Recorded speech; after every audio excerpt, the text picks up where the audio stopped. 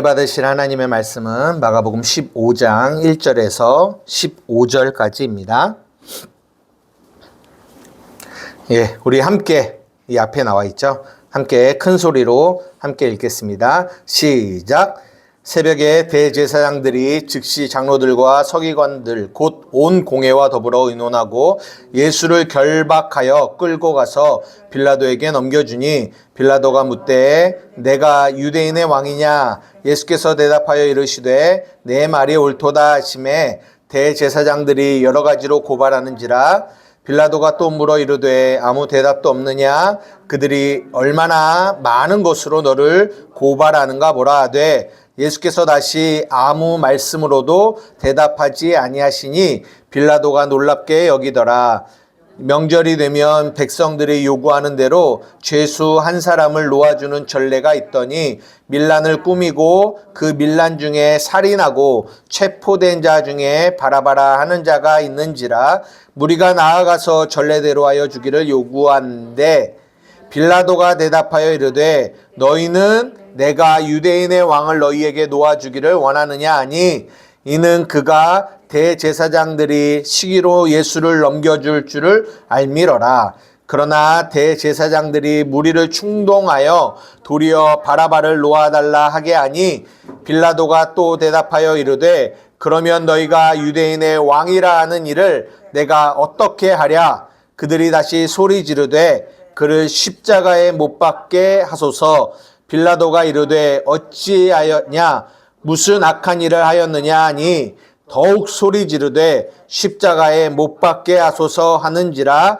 빌라도가 무리에게 만족을 주고자 하여 바라바는 놓아주고 예수는 채찍질하고 십자가에 못 박히게 넘겨주니라.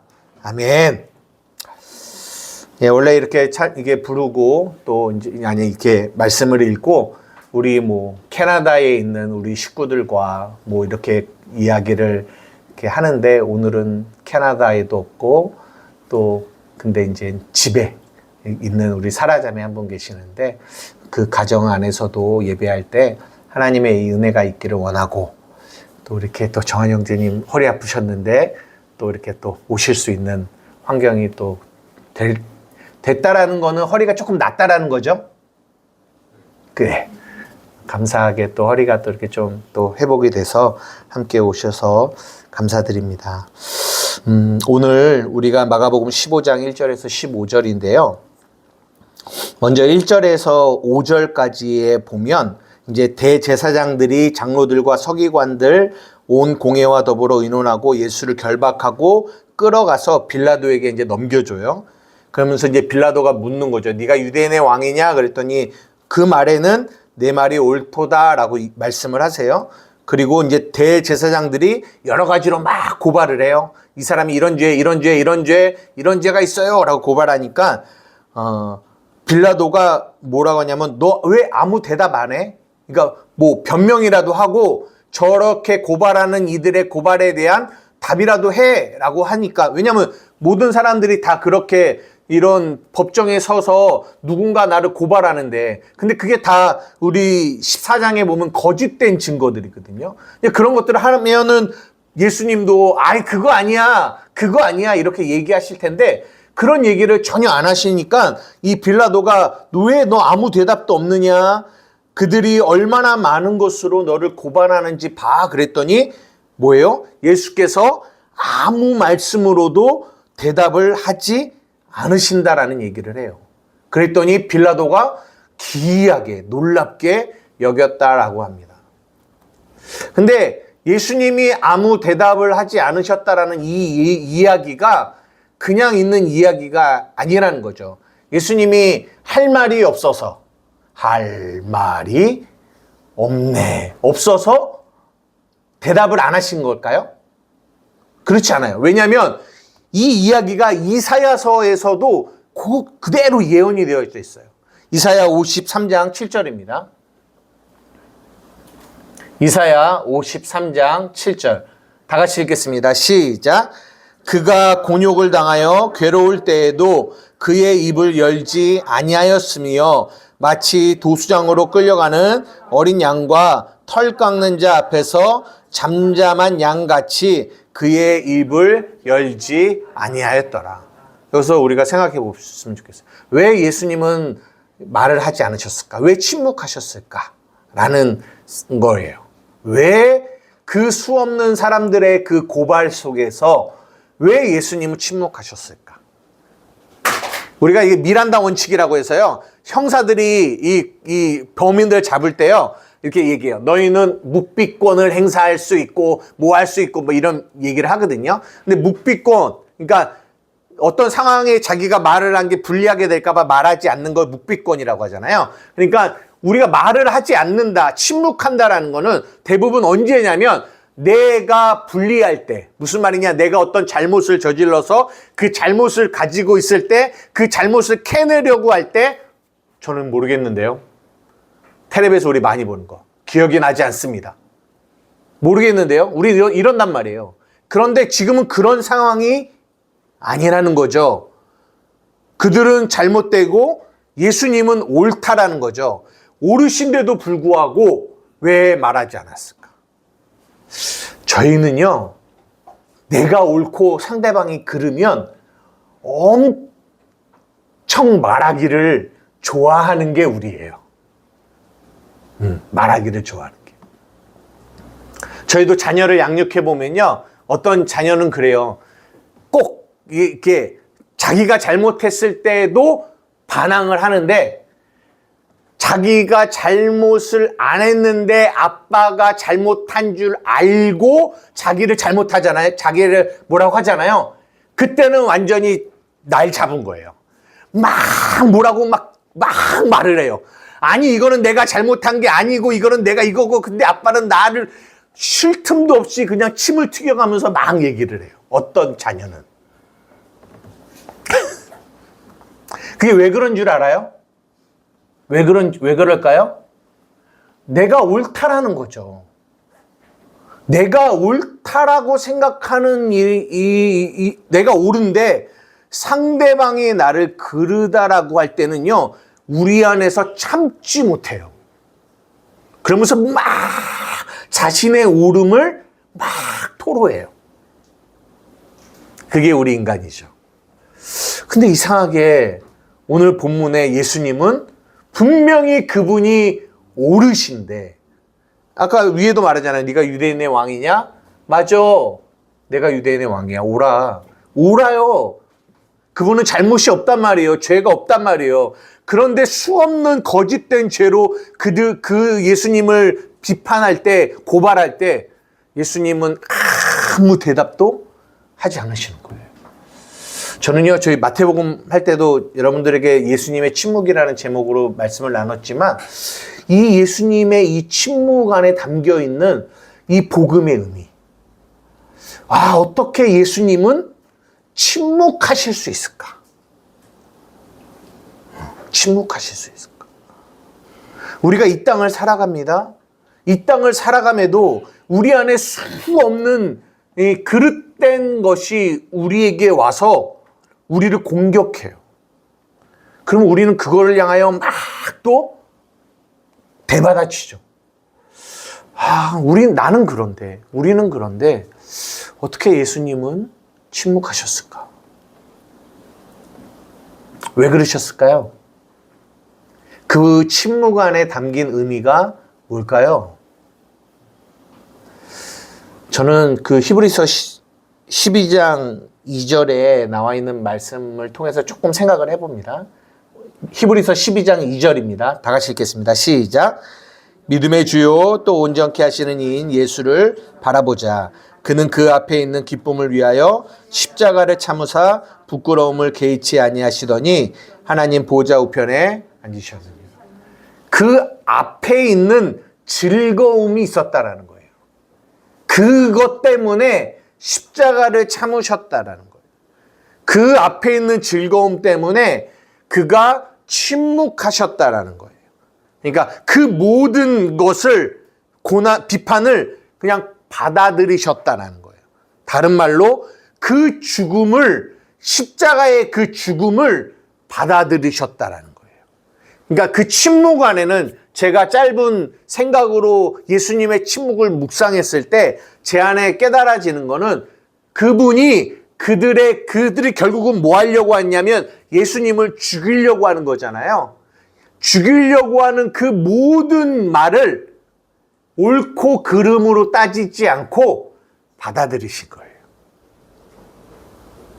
그들의 그름도. 왜? 그걸 통하여 십자가 죽음으로 가야 되니까. 근데 왜 십자가 죽음으로 가셔야 됐어요? 예, 그 앞에 있는 즐거움.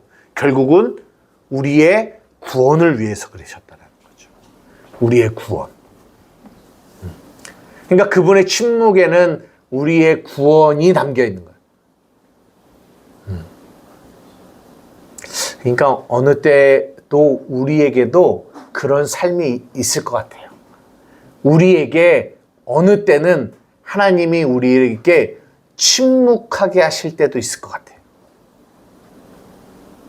억울하지만, 괴롭지만, 고통스럽지만 침묵하게 하시는 때도 있다라는 거죠. 무조건 침묵이 좋냐? 그건 아니죠. 너무 이렇게 극단적으로만 생각하지 마세요. 하나님이 우리를 침묵하게 하실 때가 있어요. 근데 그 침묵이 그 침묵을 주시는 이유가 구원을 이루기 위함일 수 있다라는 거죠. 다른 말로 하나님의 어떠하심을 드러내고자 하는 것도 있을 수 있다라는 거 여러분들이 기억하셨으면 좋겠어요. 근데 저는 그 답을 오늘 어디서 찾으려고 하냐면 그 바로 아래에 있는 예수님의 침묵. 왜 침묵하셨냐? 그 앞에 있는 즐거움인데 그 즐거움이 어떤 즐거움이었냐를 어디서 보고 싶으냐면 오늘 밑에 있는 바라바라는 사람을 통해서 보려고 해요. 바라바. 여러분 들어보셨어요? 바라바? 마태복음에는 이렇게 물어봐요. 예수냐? 바라바냐? 둘 중에 하나 택해라. 이게 그런 얘기가 나오거든요. 이 바라바를 마가복음은 어떤 사람이다라고 얘기하냐면 여기 나오는데 7절에 나와요. 한번 7절 보여주실래요? 마가복음 15장 7절. 다 같이 읽어보겠습니다. 시작. 밀란을 꾸미고 그 밀란 중에 살인하고 체포된 자 중에 바라바라는 자가 있는지라. 이 바라바라고 하는 사람이 어떤 사람이다라고 성경이 말하고 있냐면 이 마가복음도 그렇고 누가복음도 그렇고 동일하게 이 두 단어를 써요. 밀란을 일으켰다. 그리고 뭐한 자다? 살인한 자다라고 얘기해요. 근데 저는 오늘 이 밀란이라는 이 단어를 조금 보려고 해요. 밀란이라는 단어. 이 밀란이라는 이 단어의 동사형, 기본형이라고 하거든요. 그 동사가 어떤 뜻이냐면 히스템이라는 단어인데 그 히스템이라는 헬라어 단어는 어떤 말이냐면 서다, 세우다 이런 뜻을 가지고 있어요. 이거는 중요한 단어이기 때문에 여러분들이 꼭 알고 있어야 되는 단어라고 생각해요. 이 히스템이 이것까지 헬라어까지 모르시더라도 이게 무슨 뜻이냐? 서다, 세우다라는 뜻이에요. 그러니까 이 밀란이라는 이 밀란이라는 뜻 안에 담겨 있는 의미가 뭐냐면 내 힘으로 뭔가를 세우고 싶은 거죠. 이 바라바가 누구냐면 열심당원이에요. 그러니까 무슨 말이냐면 그 당시 이 이스라엘이 로마의 압제하에 있었잖아요. 그러니까 지금으로 말하면 독립군과 같은 사람이에요. 그래서 칼을 이렇게 무기를 갖고 다니면서 막 이게 밀란을 일으키는 거죠. 그러면서 로마인들도 죽이고 하면서 이스라엘의 독립을 꿈꿨던 사람들. 근데 그 밀란이라는 단어 안에는 세우려고 하는 건데 세우려고 하는 게 뭐냐면 자신의 노력과 자신의 열심으로 그 나라를 세우고 싶어 하는 거죠. 그 단어의 뜻이 뭐다? 히스테미. 곧게 이렇게 세우려고 하는, 서게 하려고 하는. 근데 오늘은 제가 이 단어 하나를 조금 집중해서 보려고 하거든요. 이 서다라는, 세우다라는 이 단어가 어떤 의미를 갖고 있어요. 왜냐면요, 이 성경에는요, 이 단어 하나에 복음이 다 들어가 있어요. 이 단어 하나에. 여러분 한번 여쭤보고 싶어요. 제가 성경을 이해하는 거에 요한복음 16장 7절, 8절, 9절을 자주 언급하거든요. 보미자매님, 요한복음 16장 7절, 8절. 성령이 우리에게 오셔서 우리에게 세 가지를 가르쳐 주신대요. 첫째, 두 번째가 의고, 첫 번째는 죄에 대하여, 의에 대하여, 마지막 심판에 대하여. 근데 이 세우려고 하는 이 서다라는 이 동사 안에도 뭐가 있냐면 죄가 있고 의가 다 들어있어요. 그러면 우리가 아직 이 단어를 들어가 보지 않았지만 한번 생각해 봅시다. 이 서다, 세우다라는 이 히스템이라는 이 단어 안에 죄가 들어있어요. 뭐가 죄일까요? 그냥 생각해도 답을 맞힐 수 있어요. 뭐가 죄예요? 성경이 말하는 죄. 에? 그렇죠. 네. 스스로 서려고 하는 거. 네. 내가 주체가 되어 서려고 하는 거. 내가 내 힘으로 세우려고 하는 거. 이게 창세기 11장의 바벨탑. 자기네들이 자기네 힘으로 세우려고 하는 거. 이거를 성경은 죄라고 얘기해요. 그럼 의는요? 의는 이 세우다라는 서다라는 이 의미 안에서 의는 뭘까요? 의가 제가 뭐라고 말씀드렸어요? 의란? 하나님이 하나님의 일을 하시는 거예요. 하나님의 일을. 근데 그러면 이 서다라는 단어가 의를, 하나님의 의를 나타내려면 어떻게 우리가 해석을 해야 될까요? 네?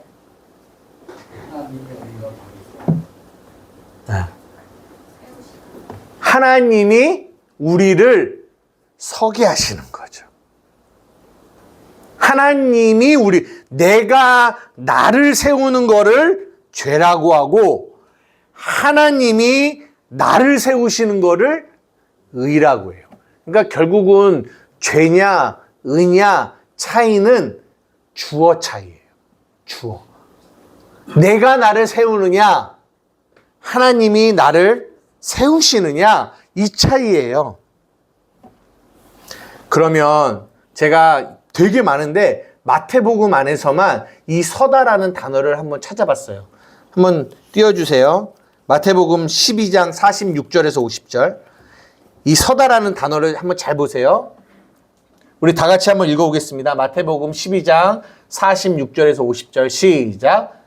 예수께서 우리에게 말씀하실 때에 그의 어머니와 동생들이 예수께 말하려고 밖에 뭐하더니? 섰더니 한 사람이 예수께 여짜오되 보소서 당신의 어머니와 동생들이 당신께 말하려고 밖에 서 있나이다 하니 말하던 사람에게 대답하여 이르되 누가 내 어머니이며 내 동생이냐 하시고 손을 내밀어 제자들을 가리켜 이르시되 나의 어머니와 나의 동생들을 보라. 누구든지 하늘에 계신 내 아버지의 뜻대로 하는 자가 내 형제요 자매요 어머니이니라 하시더라. 앞에 다시 돌려주세요. 아니 우리가 얘기하면 그 예수께서 우리에게 말씀하시는데 그의 어머니와 동생들이 예수께 말하려고 밖에 있다라고 얘기하지 밖에 서 있다라고는 잘 얘기하지 않잖아요. 그리고 한 사람이 예수께 뭐라고 하냐면 당신의 어머니와 동생들이 당신께 말하려고 밖에 있어요 이러지 밖에 서 있어요 이런 말 잘 안 하죠. 아니 당연히 서 있지 그러면 누워 있었겠어요 말하려고. 근데 일부러 이 히스템이 서 있다라는 말을 일부러 썼어요. 그러니까 이게 무슨 말이냐면 이 사람들은 육체적인 예수님의 형제요 어머니인 거예요. 육체적인. 그래서 그렇게 서 있는 거죠. 예수님 앞에. 구원이 있을까요? 없을까요? 마리아가 천주교에서 마리아를 섬기고 있는데 마리아가 예수님의 엄마예요. 육체적인 엄마. 마리아가 예수님의 육체적인 엄마이기 때문에 구원받을 수 있을까요? 없을까요? 예? 있어요? 없어요? 예? 있어요? 엄마. 딴 것도 아니고 예수님을 낳은 엄마예요. 엄마예요. 구원을 받을 수 있을까요? 없을까요? 없어요. 없어요. 그러면 그 형제들이 나는 예수님의 형제야. 육체적인 형제야. 그들이 그것을 가지고 구원에 이를 수 있을까요? 없을까요? 없어요. 근데 그들이 지금 예수님 앞에 서 있는데 자기를 세우는데 뭘로 서 있냐? 나는 예수님의 육체적인 엄마고 육체적인 형제야 라고 서 있는 거예요. 그렇게 서 있다니까요. 그거를 죄라고 해요. 왜? 그것으로는 그들이 구원을 받을 수 있어요? 없어요?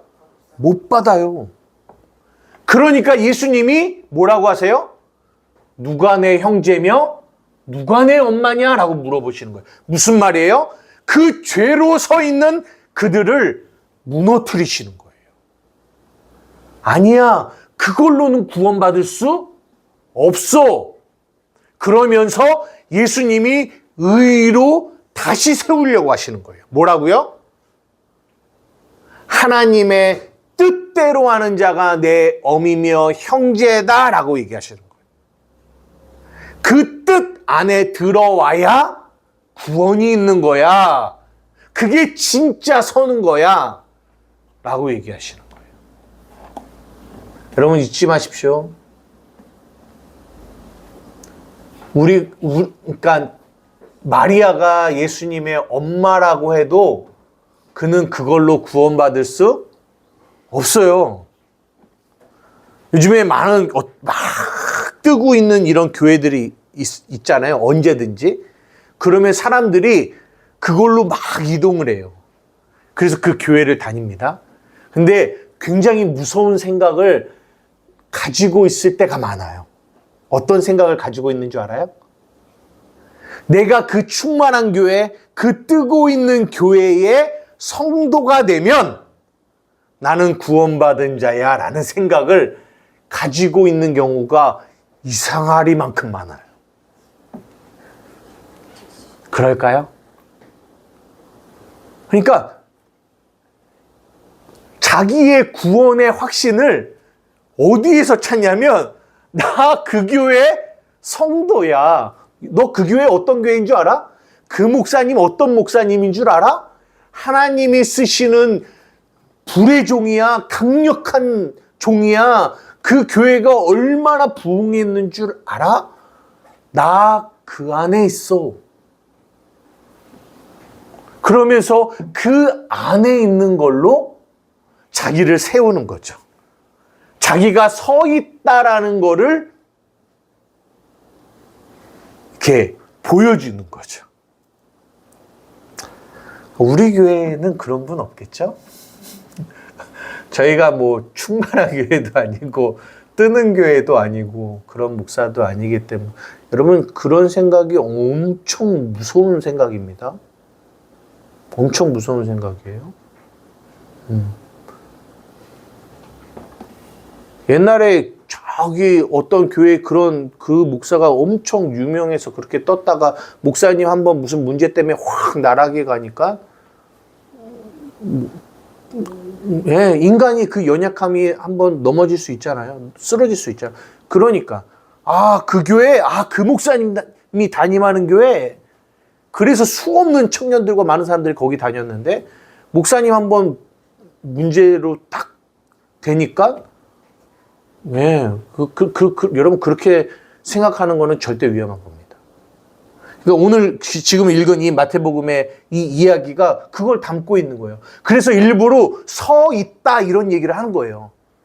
그 예수님의 어머니와 그 형제들이 그렇게 예수를 만나라고 서 있다, 나를 세우고 있다. 그런데 예수님이 그런 이들을 무너뜨리시고 다시 하나님의 뜻대로 하는 자가 내 어머니고 내 형제다라고 해서 복음으로 그들을 다시 세우고 싶으신 거예요. 이거 이해되십니까? 아, 나는 신앙의 순교자 집안의 3대 집안이야. 뭐야? 내 아버지가 목사님이야. 내 아버지가 유명한 누구야? 아무 소용없어요, 여러분. 그런 거 소용없어요. 그런 걸로는, 어떤 걸로도 내가 서 있을 수 없어요. 하나 더 볼게요. 시간이 없기 때문에 마태복음 18장. 몇 개 준비했는데 마태복음 18장. 오늘은 이 서다라는 거 보려고요. 18장 1절에서 4절입니다. 다 같이 읽겠습니다. 시작. 그때에 제자들이 예수께 나와 이르되 천국에서는 누가 크니까 예수께서 한 어린 아이를 불러 그들 가운데 뭐 하시고? 세우시고. 이게 히스템이에요. 서 있는 거예요. 그리고 이르시되 진실로 너희에게 이르노니 너희가 돌이켜 어린아이들과 같이 되지 아니하면 결단코 천국에 들어가지 못하리라. 그러므로 누구든지 이 어린아이와 같이 자기를 낮추는 사람이 천국에서 큰 자다라고 얘기해요. 제자들이 예수께 나와서 물어보는 거예요. 천국에서 누가 큰 자예요? 그랬더니 예수님이 한 어린아이를 불러왔어요. 그리고 세우셨어요. 한번 오늘 또 영상에 한번 뜨고 싶은 얼굴 좀 비치고 싶은 사람 있나요? 어린아이들 중에서? 영상에 한번 네. 다들 각기 제 길로 갔건. 예. 어린아이를 딱 세우셨어요. 그리고 나서 그들에게 예수님께서 한 어린아이를 불러 그들 가운데, 그들은 누굴까요? 어른이에요. 어른들 가운데 이 어린아이를 딱 세우신 거예요. 그러면서 말씀하시는 거예요. 어린아이와 같지 아니하면 천국에 갈 수 없다라고 하시는 거예요. 이게 무슨 말이에요? 어린아이를 세우신다고요. 어린아이와 어른은 누구예요? 내 힘으로 쓰고자 하는 사람들.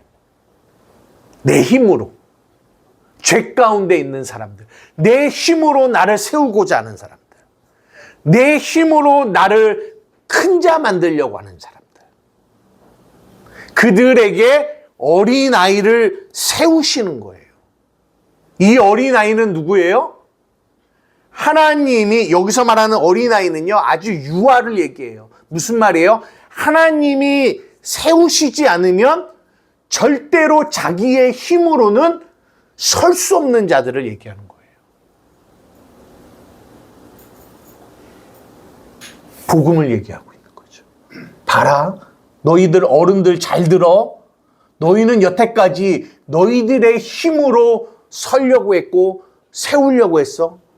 근데 천국은 누가 큰 줄 알아? 이 어린아이 같은 아이들이 큰 거야. 무슨 말인 줄 알아? 내 힘으로 설 수 없음을 깨닫고 심령의 가난함으로 하나님, 당신이 나를 세워주셔야 설 수 있는 자입니다 라고 고백하는 사람들. 그 사람이 어린아이요, 그들이 천국에서 큰 자예요. 성경은 그 얘기하고 있어요. 그런 얘기할 때 꼭 쓰는 단어가 히스테미, 서다, 세우다라는 단어를 쓰고 있어요. 또 하나 봅시다. 마태복음 18장 15절 17절.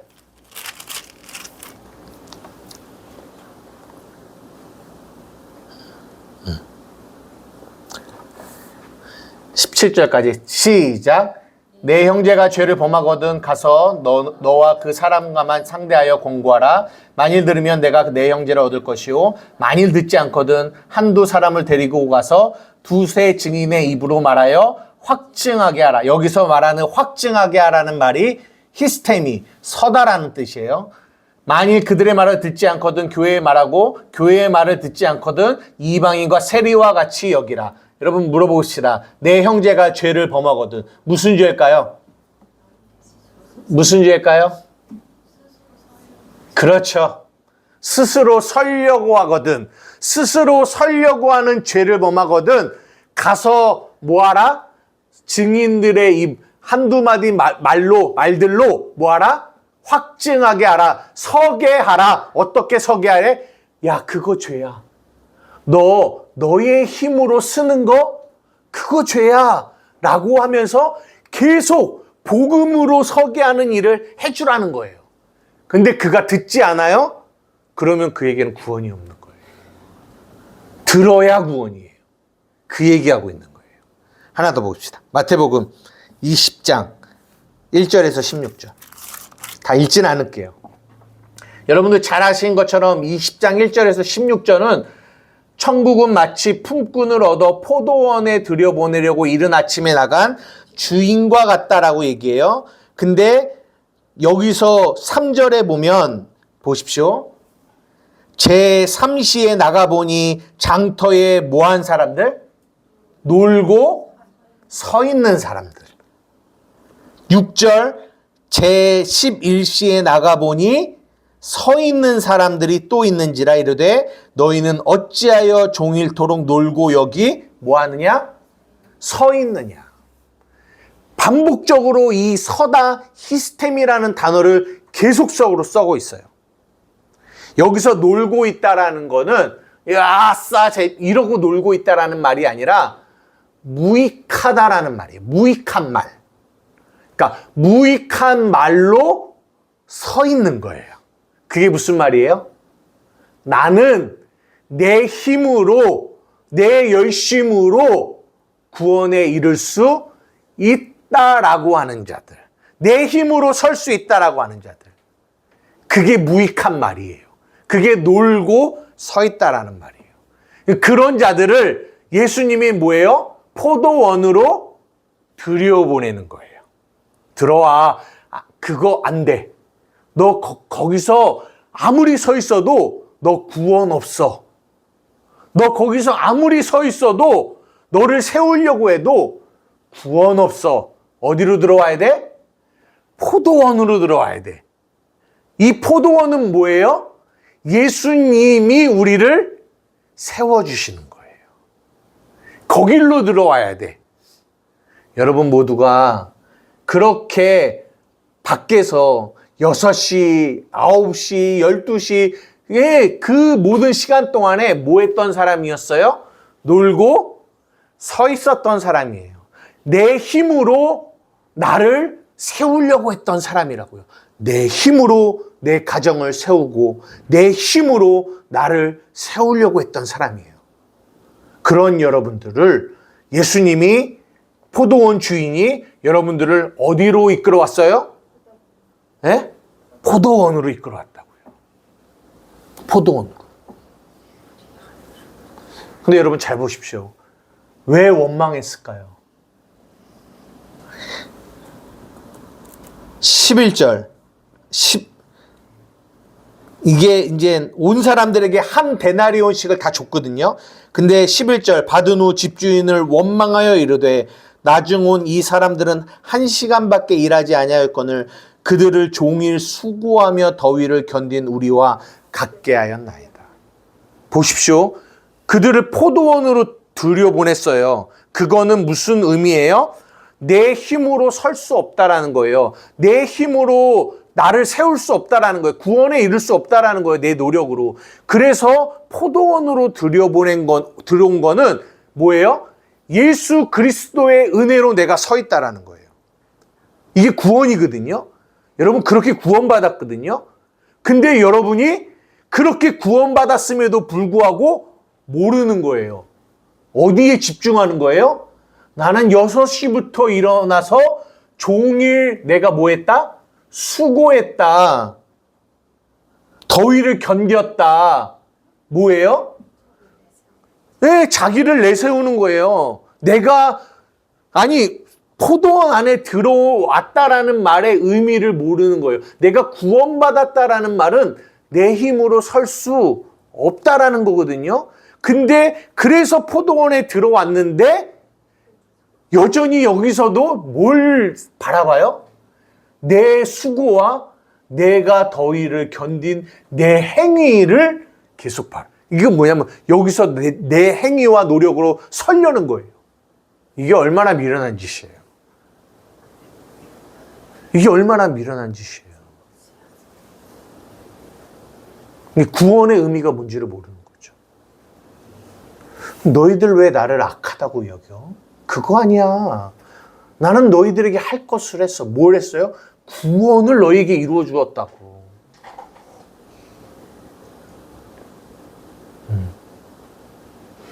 그런 얘기 하는 거예요. 그럴 때 이 서 있다라는 얘기를 하는 거예요. 마지막 마태복음 24장 15절 짧은 거기 때문에 하나 더 보고 마치겠습니다. 시작. 그러므로 너희가 선지자 다니엘이 말한 바 멸망에 가증한 것이 거룩한 곳에 선 것을 보거든. 여러분 잘 아는 말씀입니다. 멸망에 가증한 것이 거룩한 곳에 뭐한 것을 보거든? 선 것을 보거든. 이 섰다, 선다라는 말, 이 말도 히스템이에요.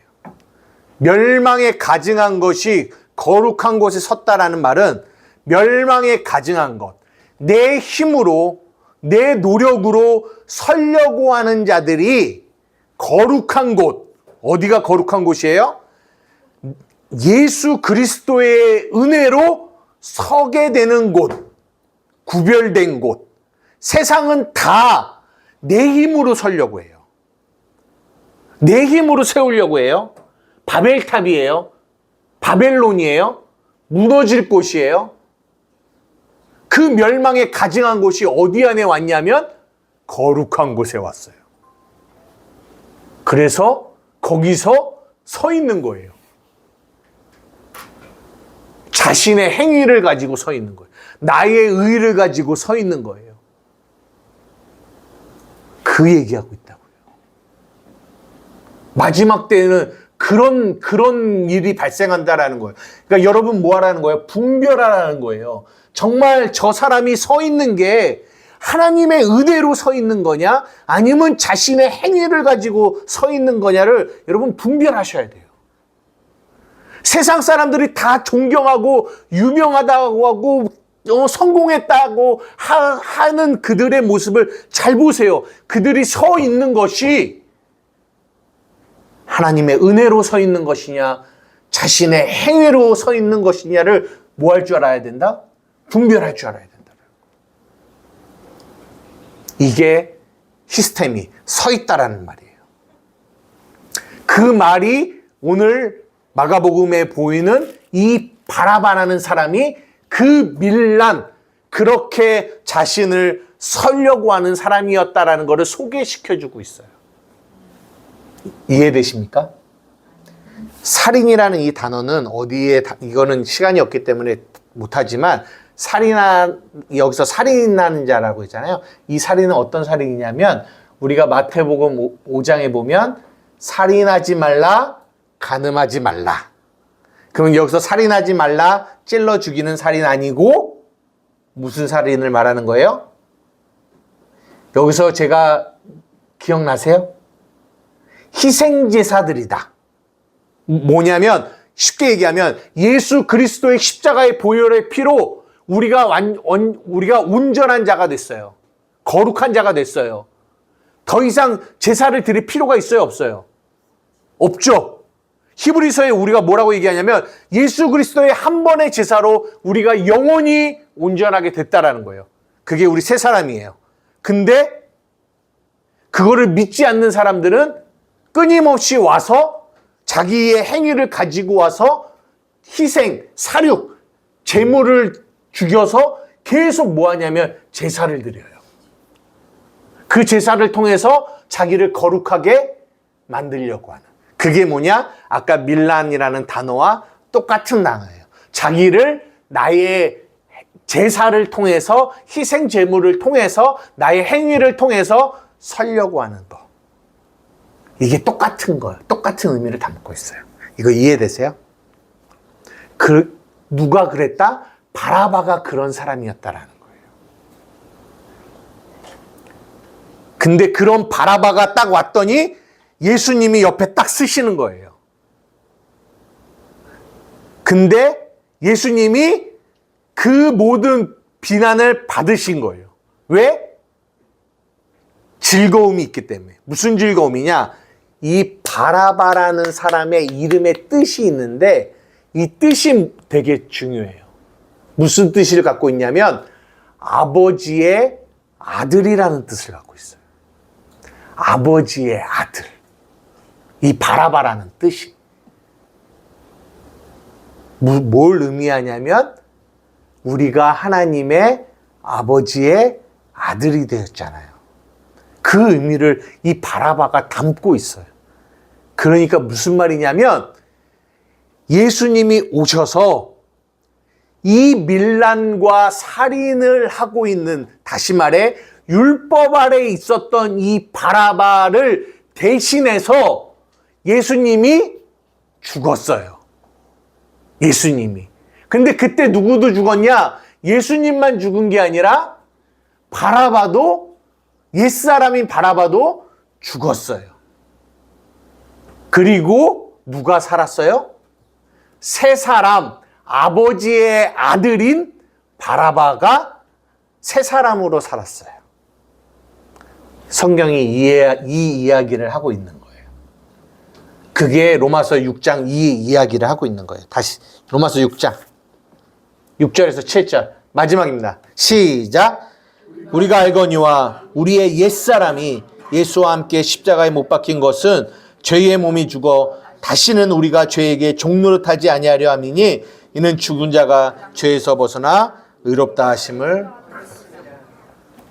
옛사람이 예수와 함께 죽고 율법 아래 살인과 밀란 가운데 내 의를 가지고 내 행위를 가지고 서려고 했던, 자신을 세우려고 했던 바라바가 예수와 함께 죽고 아버지의 아들인 새 사람인 구원받은 자녀인 교회인 바라바가 살은 이야기, 구원의 이야기. 이것이 오늘 본문이 우리에게 말해주고 있는 이야기입니다. 아멘이십니까? 아멘. 말씀을 마치려고 해요. 우리가 아까 어떤 찬양 불렀냐면 오직 주의 은혜로 지금 여기 뭐하네? 서 있네. 오직 주의 은혜로 지금 여기 서 있네. 여러분 잘 생각해 보십시오. 여러분이 지금 서 있다고요. 근데 어떻게 서 있는지를 잘 생각해 보라.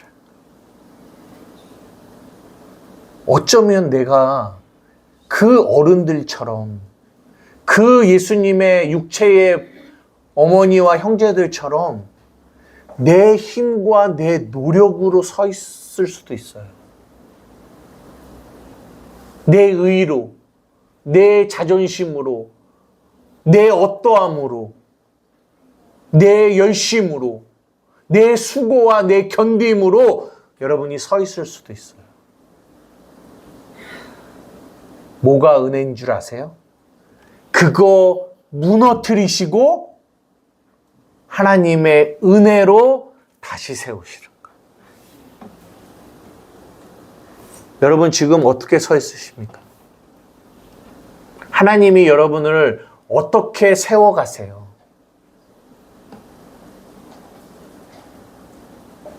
그런 관점에서 봤을 때는요, 우리의 삶의 무너짐도 세움이에요.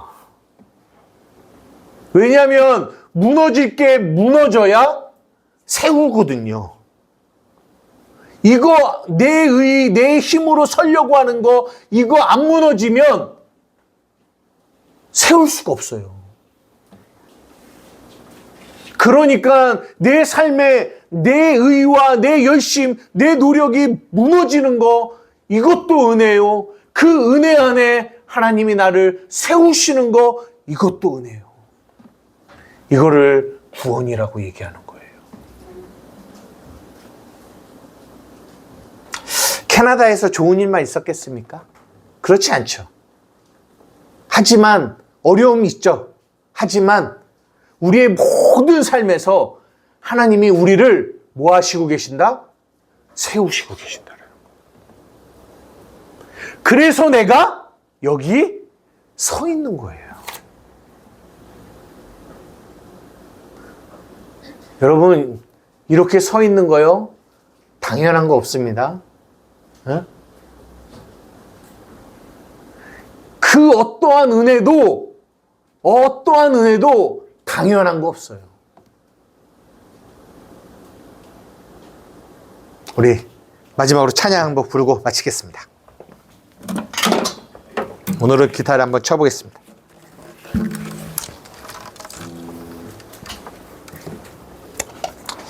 하나만 기억하시고 우리 찬양 부르고 기도하기를 원하는데요.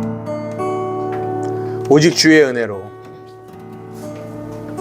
하나님, 내가 지금 여기 서 있는 거 주님의 은혜입니다.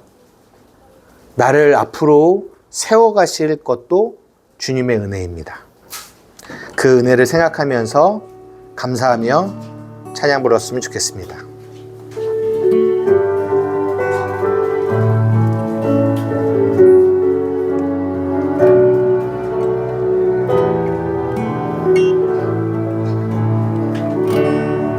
오직 주의 은혜로, 오직 주의 은혜로 지금 여기 서 있네. 한없는 경배, 한없는 찬양, 내 영혼 예배드리네.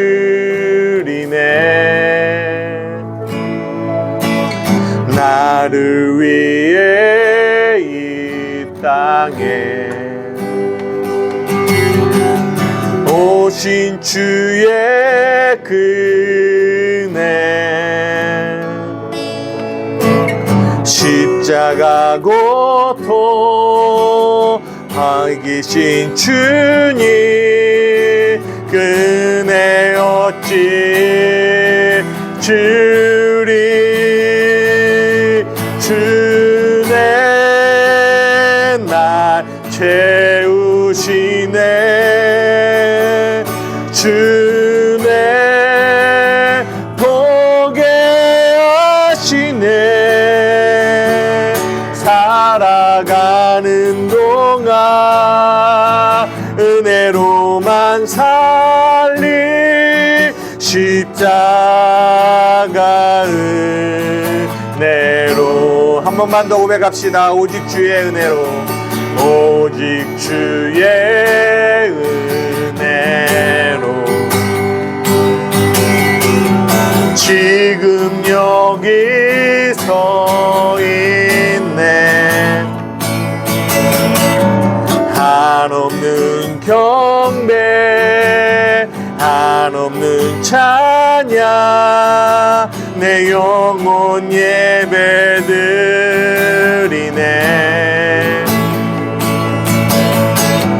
나를 위해 이 땅에 오신 주의 은혜,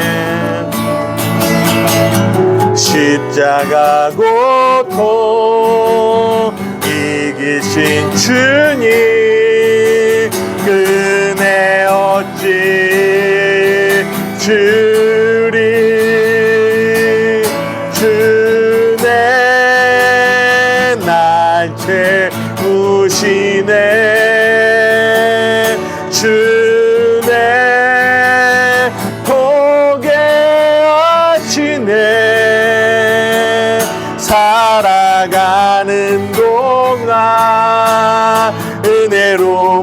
은혜로만 살리 십자가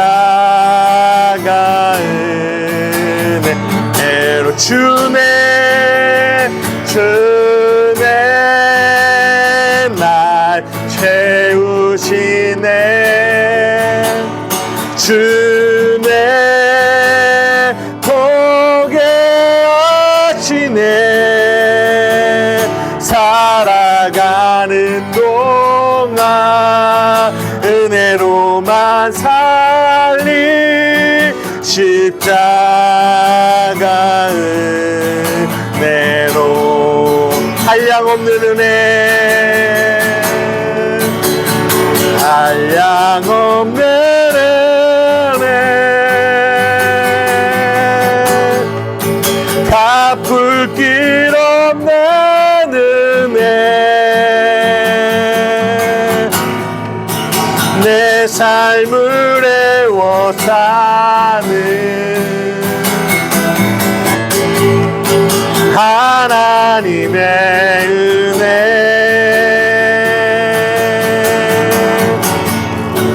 나 주저함 없이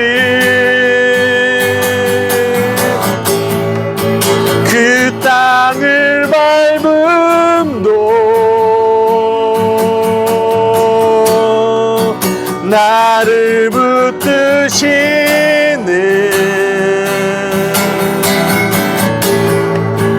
하나님의 우리 마지막으로 한 번만 더 한량없는 은혜 한량없는 은혜 갚을 길 없는 은혜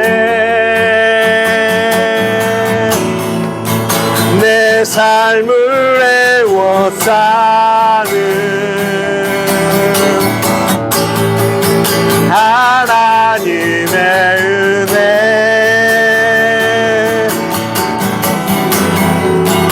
나 주저함 없이 그 땅을 밟음도 나를 붙드시는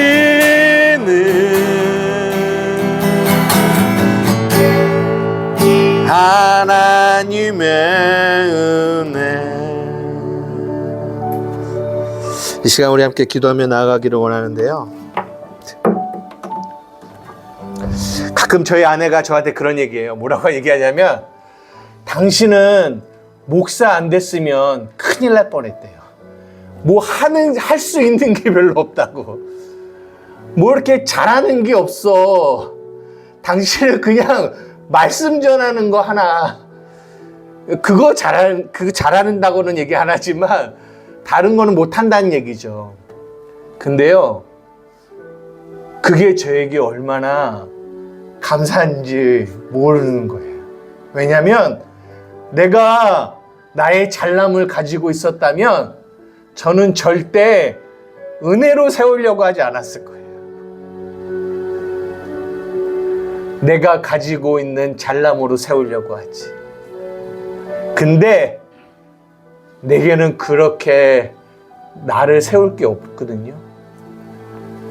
사랑하는 우리 한마음교회 성도 여러분, 여러분의 약함을, 여러분의 연약함을 여러분 자랑하십시오. 아, 나는 왜 이렇게 고집이 그냥 충만해? 그러니까 그 고집 때문에 내 삶에 그런 어려움이 왔고 그 어려움 때문에 주님을 붙잡게 된 거예요. 나는 왜 이렇게 연약해? 그 연약함 때문에 여러분이 그거 아니었으면 여러분 잘난 맛으로 살았다니까요. 그거 안 되죠. 여러분, 우리 사랑하는 하루하나 우리 사랑하는 자녀들을 여러분 어떻게 키워야 될지 생각하십시오.